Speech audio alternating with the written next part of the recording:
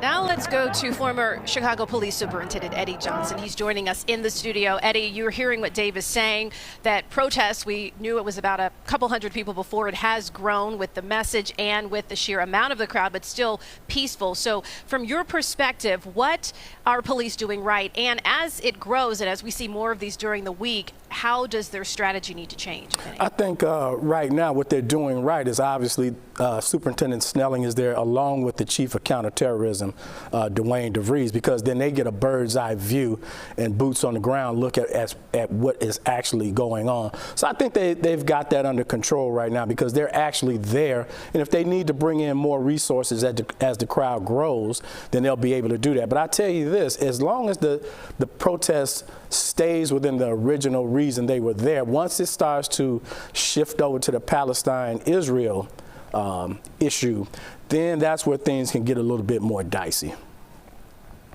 We noticed here, Superintendent, as you can see, I was waiting to see some of the officers, and you can see them on the left there. These are bicycle officers, so you can tell they have bike helmets on. But is there some philosophy in policing when it comes to keeping an eye on protests like this where you don't want to show up in a helmet and riot gear because it just tends to agitate the crowd?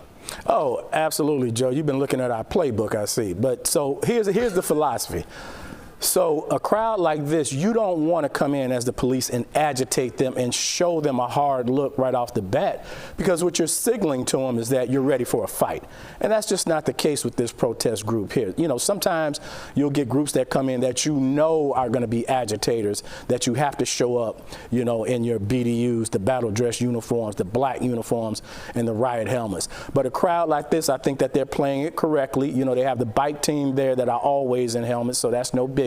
But the police department isn't signaling to the crowd that they're ready for a fight. Well, Superintendent, if we talk about this peaceful protest and some of these outside agitator groups that we're hearing may be coming in, what do you do when they're all mixed together, meaning that you have some reason to have mass arrests and yet you have innocent, peaceful protesters right there in the middle of it all?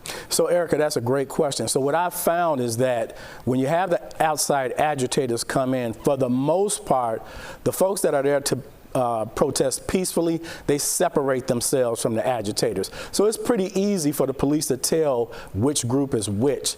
And when mass arrests come into play, of course, you know, the more peaceful protesters typically stand back and let that process play out. So I don't think you will have a big issue with the peaceful protesters mixing in with the agitators. The agitators are really loud and they go directly at the police almost from the beginning. So it won't be difficult for them to tell which is which. I know you've been out of the position for a little while, but are you comfortable that there are enough CPD officers to handle this? I'm sure Superintendent Snelling would love to have the 2,000 officers he's down or so. Oh, you know what? Listen, I said from the very beginning, being down those 2,000 officers at a time like this obviously doesn't help. So I know he wish he had those there. But at the end of the day, you got to play with who you got. You know, what's ever available, that's what you have to use. And trust me, you know, they have the officers that you see out there right now.